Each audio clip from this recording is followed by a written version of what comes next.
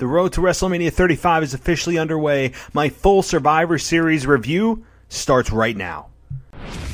Welcome to the WWE Podcast, your place for the most passionate wrestling analysis on the web. Just turn Roman heel. What is WWE waiting for? When other wrestling podcasts put you to sleep, you can count on the WWE Podcast to keep you engaged and asking for more. I've been watching wrestling for over 20 years, and that was one of the best matches I've ever seen. If you're easily offended, this may not be the show for you. Whatever happened to the men being able to physically retaliate against the women in WWE? This is a fantasy environment. This is unlike any other wrestling analysis. So without any further delay, let's get the show started right now.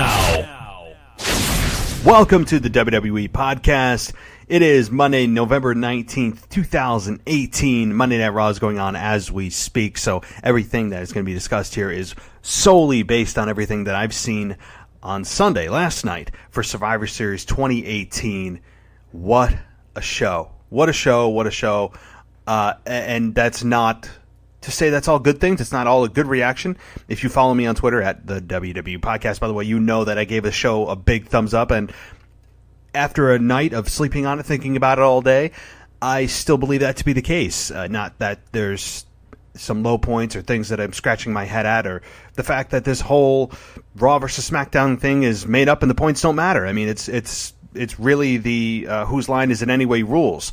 Really. It's all made up and the points don't matter. But, and by the way, the pre-show points don't matter either, because the tag team kickoff show didn't matter. Had no implications on the numbers. Absolutely ridiculous for a feud that's supposed to mean so much that the tag teams would not matter. The tag team Survivor Series elimination match with the Usos, New Day, Sanity, Good Brothers, Colognes, all of that. SmackDown did have a victory there, but no, we're not going to include that. And we're just going to include what was on the main show from 7 o'clock on. 7 o'clock Eastern Time. It's absolutely ridiculous. So, guys, thanks to you for joining me.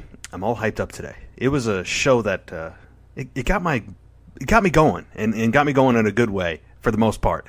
Lots of weird stuff going on, though, with Enzo Amore showing up in the audience, and many of you have seen cell phone video from many fan angles of him trying to really rally up the crowd and take over, and ended up getting kicked out of security after about 30 seconds of doing his antics.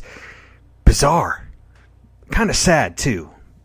A little bit of both. Just weird stuff. Ronda Rousey apparently also seems to be, at least rumored to be, actually angry at the fans for the reaction last night in the Staples Center in L.A. And if that's the case, Ronda, I would say grow up. Okay? This is the WWE. The fans aren't going to always react the way that Vince McMahon, who you think is a creative genius, are going to react. If she's any kind of wrestling fan that's been following wrestling at all, she would know that the fans, especially those that attend pay-per-view events, don't always follow the script that WWE follows, and that's not to be cool or the defiant generation or to do what's fun.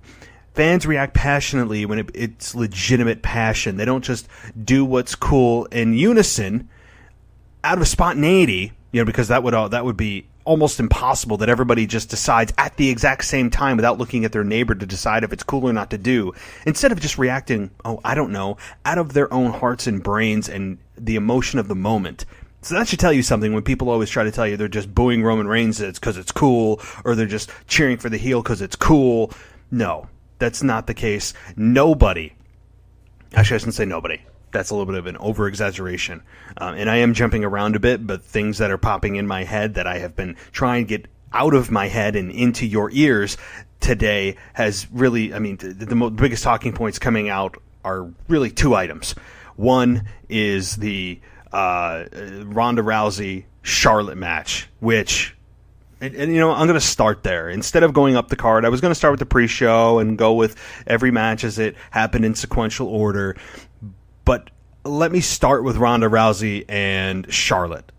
Number one, I thought this exceeded my expectations, especially for a match that had zero build to it, other than Becky just announcing that she's going to have her go in her place, have Charlotte take her place for injury. And I really, really like this match. I thought for the first time that these two locked up, since it was the first time, and you take into consideration that Ronda Rousey is very limited inside the ring as far as what she can do, and the time that she's been in the ring live in front of an audience, not just at the Performance Center or wherever she's practicing, it was a very good match.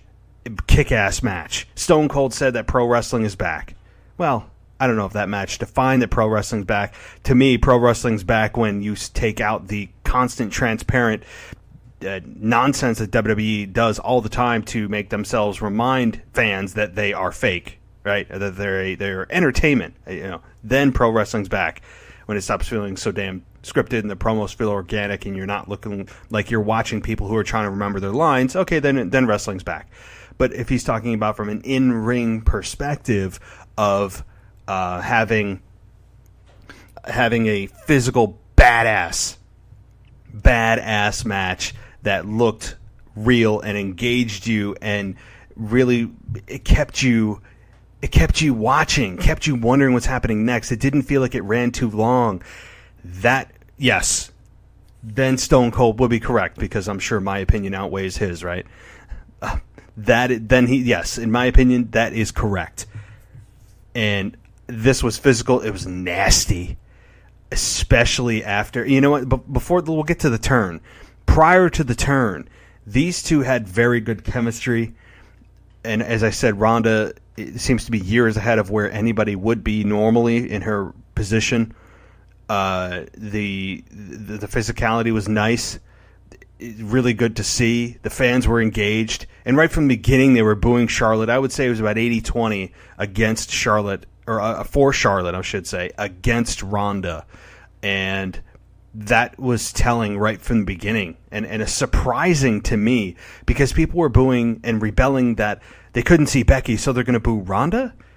Wouldn't they boo Charlotte and cheer Ronda? I mean, if that's the logic, I don't understand it. Maybe they're just booing the one that seems to be skyrocketed to the top without actually growing and developing in front of the fans' eyes. And maybe because Charlotte represents SmackDown, that the fans were cheering SmackDown, which was also the brand Becky's on. I'm trying to find out what it is, and if I had to guess, it's because Ronda is the privileged, entitled one that just kind of blew on the scene, became women's champion, and is now in front of a massive audience, and the crowd is pissed that they didn't see Becky, and they were cheering Becky during the match, and maybe that's what it is, and for whatever reason, Ronda's collateral damage, because up till this point, Ronda has been cheered as WWE has hoped she would be the majority of the time, and has had some kick-ass moments on Raw, taking out security, taking out Stephanie, taking out Triple H, beating down Kurt Angle. That segment, she's been red hot. So to her come in here and have the crowd flip on her, it's a direct result of having Becky not be in this match. I think that the audience was so looking forward to Becky in this match versus Ronda that their brains were already pre-programmed to boo Ronda and cheer Becky. So maybe Charlotte was the embodiment of Becky in that match, and therefore, by default, it would have been, no matter who had faced Ronda, Ronda would have been booed. And actually, I think that Ronda didn't get as terrible of a treatment from the audience as she would have had Becky actually been in that match. This is, I think, a truth now, because think about this. Think about how bad they wanted Becky, how the roof would have exploded had Becky come out at any point during that match, post-match, whatever it was. That crowd would have eaten Ronda alive, and it would have been a massive pop for Becky. So that's what I have to say about that. But again, the turn I think was awesome. I didn't see it coming, and that's cool.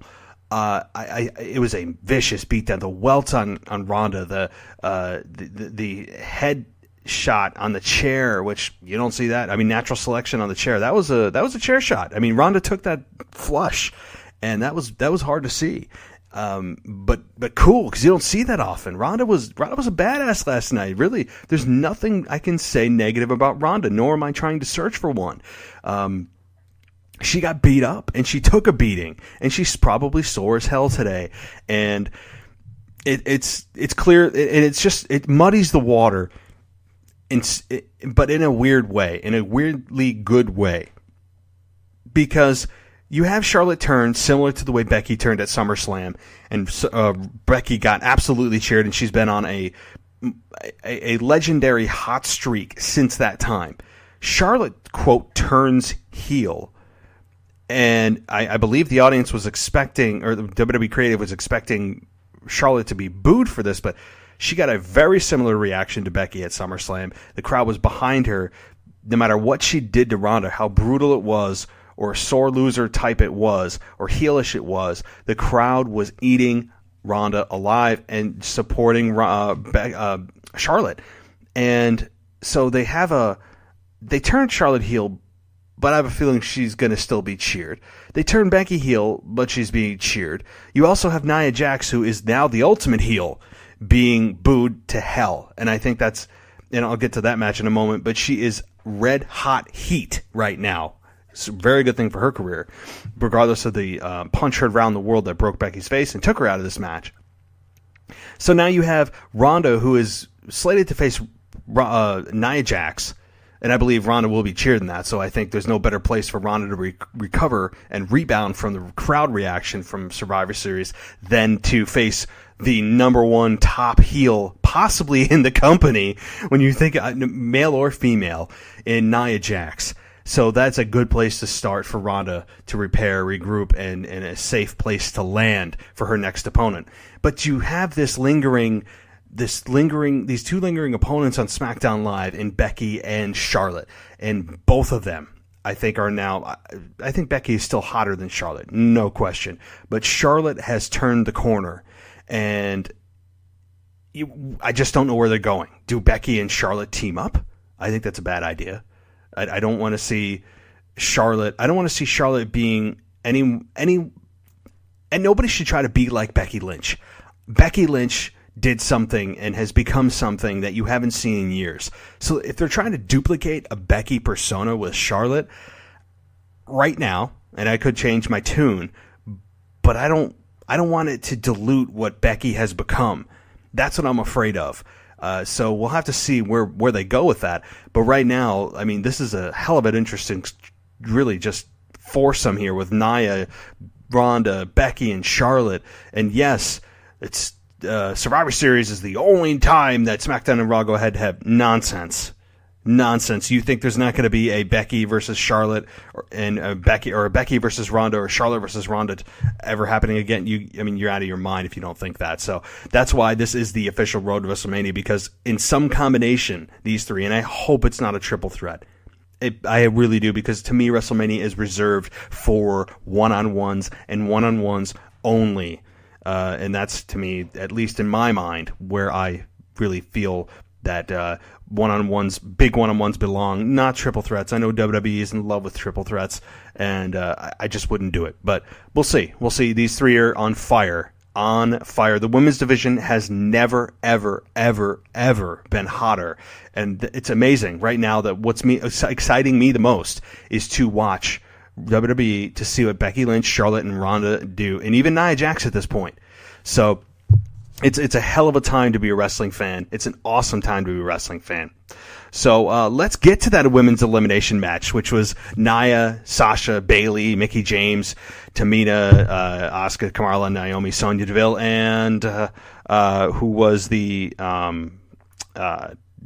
Asuka. So now, guys, here's what this match was about, and I tweeted this out. See, this is why you got to follow me, guys. That's a good plug, right? And by the way, I know we're already 15 minutes into the show, but if you want to subscribe to the show, please do so at the WWE Podcast, which is available on Apple Podcasts, on Spreaker, on Patreon, really any podcast app you have. And that whole Patreon deal, guys, just for $3 a month, you get this all episodes ad-free, all. And exclusive member-only shows that you don't hear on any of the free feeds. So really go check it out. I highly encourage it, and I really think you will get your money's worth. $3 a month, guys. $3 a month. That's like 10 cents a day. Throw me a dime a day. How about that? It is really well worth the bang for your buck, I promise you. And while you're out that, if you're just like, hey, I don't want to spend any money to listen to this, you're not worth my money. Cool. Well, maybe you can leave me a rating and review on Apple Podcasts or Spreaker, anywhere that allows reviews. It does seriously help out this show to continue things rolling, and things are rolling. This show has never been better, never had more listens, downloads, you name it. So I do appreciate everybody who's given me support over the last couple of months. It's really been much appreciated. So let's get to the match here, the women's elimination match. So what I tweeted out was, during the show, which, by the way, all pay-per-views, you can follow me on Twitter, and you can really just watch with me virtually live, right? I love to be able to talk with you guys, hear your reactions. It's instant feedback, and that's what's great about the Twitter universe in 2018. So anyway, what I said was, Nia Jax, the whole purpose of this match is, at least from the fans' perspective, is to get a piece of Nia Jax. And boy, did they lay it in thick. And I've heard, about just this whole thing of, well, there's go away heat, and there's heat because they're just mad at Nia Jax for doing what she did. And yes, it was, of course, by accident. Of course it was by accident. There's no question about that. That's not the issue. The issue is that people are trying to decipher different types of heat. Why? Heat is heat. And I said this a few weeks ago. Heat is heat is heat. People just, why does all the heat that people deem acceptable or real heel heat as heat that's not go away heat, and not I'm actually angry at you for doing something outside the storyline heat? Because then it's just cool heat. Then it's cool to be a heel. You want to actually engage and be able to emote actual anger.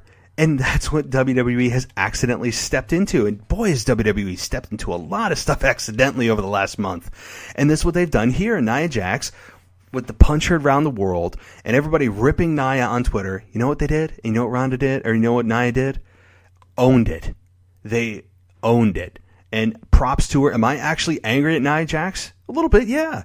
I mean, Jesus, she's been on the main roster for how long now? A couple of years. And she's still doing stuff like this. She's injured Sasha. She's injured Bayley. She's injured Becky Lynch. And she just seems to be a little careless in the ring at times. And people are, she's go down. She should be put down in NXT. Okay, I don't think so. I mean, let's use our heads here. Why would you take a red hot heel? People are really legitimately angry at Nia Jax, and put her down somewhere that would hide her. Why? Use the negativity to your advantage. Monetize that negativity, that anger. That's what they should be doing, and that's what they are doing. So I'm very happy about that. Do I want to see somebody legitimately beat Nia Jax badly with a chair? Just, yes, I do. And that's what's great. I want to see Ronda beat the holy hell out of her. That's awesome. That's what I want. That's that's heel heat. Why does it always have to be defined in a certain way? Heat means you do not like this individual. Whether you threaten, it's go away, he don't get to change the channel, or it's I really don't like this person because they did something outside of wrestling that I don't like, outside of the narrative of WWE storytelling. So what? It's heat. It's anger. You know what the opposite of anger is? Happiness. Okay? And that's what you like to see babyfaces make you feel. So I just like to point that out. And Nia Jax was the sole survivor. They trolled the fans. Love it. And it makes sense. If Nia's the number one contender to the women's championship, it makes total sense that you're going to have her go over here. And there's no hotter heel right now in the business of WWE, which is crazy. But more than something that should never have happened, and something that was kind of hidden. Wasn't Nia had nothing to do with that storyline. And boy, did they, with one single punch, really just have the WWE Universe turn on Nia Jax. Loved it. Seth Rollins and Shinsuke Nakamura. I thought this was one of the matches of the night. The Cruiserweight 205 Live championship with Buddy Murphy and Mustafa Ali, of course, was up there, but this one really was hard to follow, and I said this too, was that I really don't envy anybody who had to follow this match. I thought it was well done. These two, for not having a, really, at least in my estimation, any feud in WWE, at least, any on-air program, I thought these two delivered. And you could make a case for this being the match of the night. You really could, depending on your flavor of what match of the night means. I believe this was the match of the night. Some people say it was good, okay. What, were you watching the same thing I was? I mean, the chemistry with these two, the finish was red hot, awesome finish. I don't know why people thought Shinsuke was going to win here. Clearly, Seth Rollins is the bigger star, at least in the storytelling, and really from a monetary perspective, he sells more shirts than Shinsuke does. He has a bigger reaction than Shinsuke does, and he's going into a program with Dean Ambrose, he's going to be facing for the Intercontinental Championship. Made total sense that Seth had to win this match, and he did, although just barely. And they really gave each other a sign of respect at the end of the match. Awesome, I loved it. I thought it was a match of the night, and I hope that we get to see these two again. Okay, then we have the AOP defeat the Bar via pinfall. I really had nothing to say about this other than, God. Well, first of all, I predicted AOP would win, and they did. They needed them to win. The Bar, we already forgot they lost. Nobody cares. The Bar is as flat can be right now, and that's really the way it is. But here's what I have to say about this match. Drake Maverick peed his pants. Really, after the Big Show, who adds absolutely nothing to the Bar. Nothing. What is he doing out there? What is Big Show doing with the Bar? Just to have Big Show out there? I mean, we all know Big Show on a daily basis flips from face to heel. So it's impossible to get invested in his character anyway. And then you add to the fact that he gets Drake Maverick by the throat. And then Drake Maverick really just legitimately pees his pants. And man, that just screamed Vince McMahon and nobody else. Nobody else. You could just picture Vince McMahon at the creative team meeting, and having him go, "Wouldn't that be hilarious? Big Show gets a hold of Drake Maverick and he wets himself." You can just picture Vince sitting there alone while everybody just says, "Yes, Mr. McMahon, yes, Mr. McMahon," or people internally roll their eyes at this ridiculous, did nothing, wasn't humorous, but you just picture Vince McMahon backstage with his headset on, just crying, laughing, while everyone else just sits there and has their head in their hands, going, "What is this? This is." And I've said this before. Vince McMahon's sense of humor froze at the age of 8. His body has aged 60 years, 70 years, but his sense of humor froze at 8 years old. I ain't kidding you. I mean, this screamed nothing but Vince McMahon. It did nothing for anyone but Vince McMahon. And it was just, it did not, I don't understand it. There was no purpose served here. It wasn't funny. And it was just bathroom humor that I don't even know if at 8 years old I would have found that funny. It was all right. Let's move on. So we had Buddy Murphy defeat Mustafa Ali to retain the Cruiserweight Championship. I said Mustafa Ali would win, so I was wrong there. But Buddy Murphy, he won by the skin of his teeth, but did win. These two, man. Now, let me just say this. I am not a fan of 1,000 miles an hour of a match. I'm not. I don't like that pacing of a match. It's hard to digest. You don't know really what's going on sometimes. You have to think about who just got their last move. And it's a bunch of, really, when you think about it, no selling. Because they'll have a massive power move or do something that would maybe kill or severely injure an individual. And they sell it for a few seconds only to recover and then hit their move. And I typically, I don't like that type of matchup. However, in this case, I have nothing but respect for these two men, and the whole 205 Live roster for that matter. To think about the level of cardio that these individuals have is astounding. Think about how good of shape you have to be in from a cardiovascular perspective to keep up with that pace for as long as they did. And not really take any breaks. You didn't go into the Randy Orton rear chin lock, for 10 minutes to recover. They were 100 miles an hour, all gas. And while I don't like that type of match typically, I thought it was still, they won me over by their physicality, by their work ethic, and bringing me into a story they told very well, albeit fast, a little fast for my liking, but that's just my taste. I really just, I loved it. I did. And I would put this match from an in-ring quality perspective at number 2 for the night. I really would. I think that this was the second best match of the night, and props to both men for this. It was absolutely great. It was great. All right. And as great as that was, we then were brought down by the men's elimination match, which had Braun Strowman, Ziggler, McIntyre, Balor, Lashley. The Raw team, again, as we, in air quotes, did a clean sweep of SmackDown, defeated The Miz, Shane McMahon, and I'll get to him in a moment, Rey Mysterio, Jeff Hardy, and Samoa Joe. Okay, this match, I think, was not nearly as good as advertised. It is, especially coming off of the awesome cruiserweight match that happened, moments before.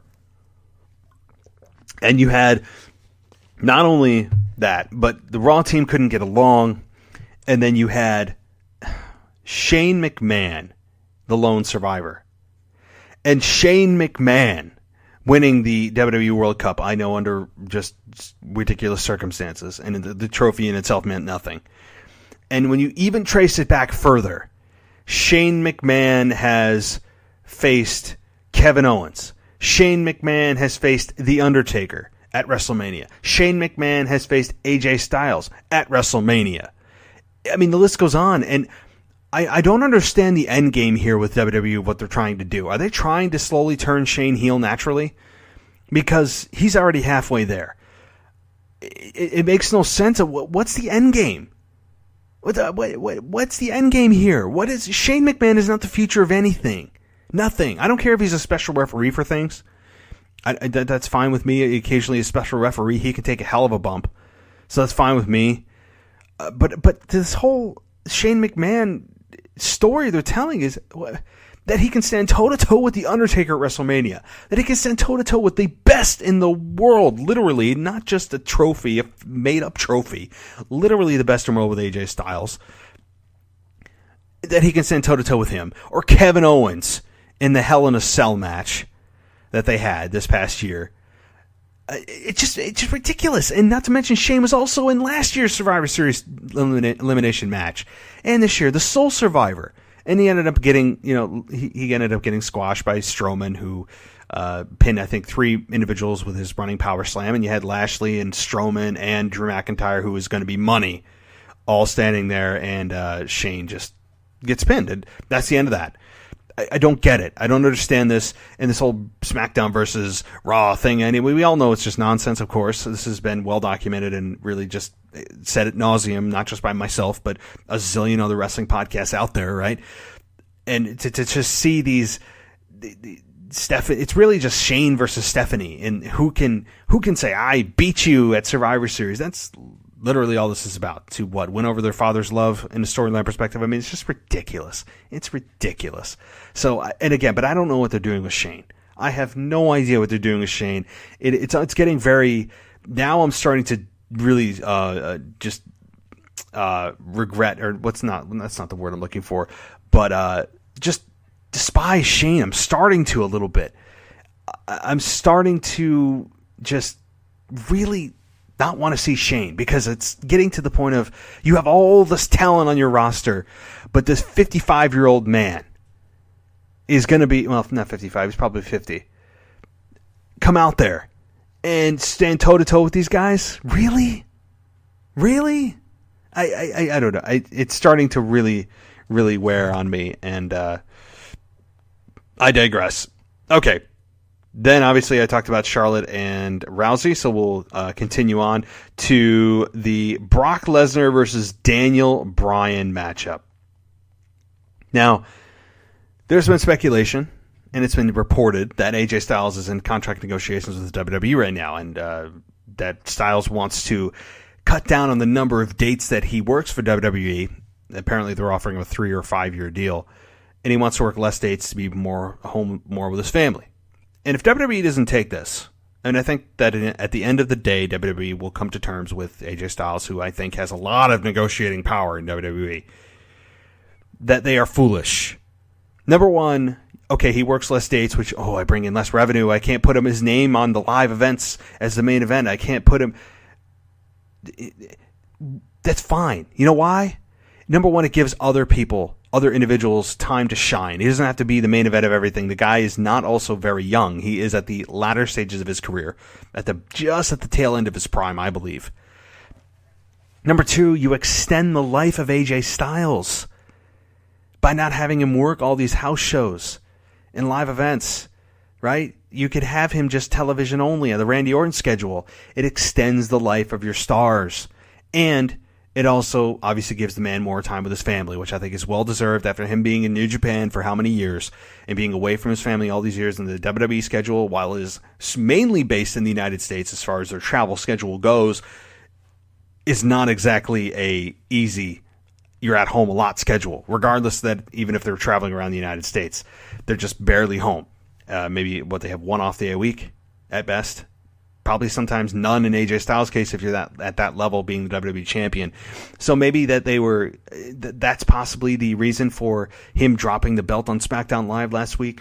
That's just speculation, but it seems to be making sense as his contract is up as of December 31st of this year. However, at the end of the day, I think that they will come to terms, and you will see AJ Styles back with WWE. WWE can't let this guy go. They just can't. He needs to finish, I believe, his career in WWE, and they would be foolish. There's no other word for it, but foolish if they allow AJ Styles to go elsewhere. So let's get to Daniel Bryan and Brock Lesnar, which was a matchup that I know many of us for years were looking forward to. Again, this was another match that just came out of nowhere and had zero build. And it was interesting to see Bryan's body language throughout this match. He just looked different, and I like that. Bryan knows how to speak without speaking. And even after his defeat, sitting up and giving Brock a look that was kind of a half smile, but really just, it was interesting. And it was a lasting image that was unexpected. And it started out with the typical squash Brock Lesnar match. And he hits the F5 and then pulls up Bryan to inflict more damage. And he almost ends up losing the match. It was kind of a Kurt Angle, Drew McIntyre type of psyche as far as, Drew had the match won and he almost lost by playing with Angle. Same thing here. Bryan came very close to defeating Brock Lesnar and tapping him out. He hit 1,000 running knees. And there were points where I thought Brock was going to tap. That was good. That made me feel like I was being pulled in, and that I was believing that Bryan could pull it off. He didn't, and that's fine. I think Brock needed to go over here. I don't think Bryan did, but Bryan needed to show fight, and he did. That was key. So overall, I enjoyed the match. I know some people didn't. I think that they went a little bit too long, and maybe it did. Maybe it went a little bit too long. But I liked it. I really did. It was, at the end of the day, the purpose of this match, and any match, is to elevate both individuals. And I think that's what was done here. It was not the typical Brock Lesnar match. It was, first of all, it was more than 5 minutes, which right off the bat, that's more than the typical Brock Lesnar match. And Bryan added a level of believability, and he was the babyface here, regardless of his heel turn on SmackDown. And I said this, if you heard my Survivor Series prediction show, that the crowd would be behind Bryan here, even regardless of his heel turn on SmackDown, because he is the David to Goliath. And that was the case here. And I don't mind the low blow. I think that that was fine. If that was what he needed to do to survive with Brock Lesnar, that's what he needed to do. So that was warranted there, I believe. And from there, it was Bryan on offense. And I really enjoyed it. I really, really did. And so props to both men here. Really, the effort was very well established, and bravo. So, guys, I give this, if I was going to rate 1 to 10, I'd give Survivor Series an 8. I really would. I think it was very good. Not great, but very good.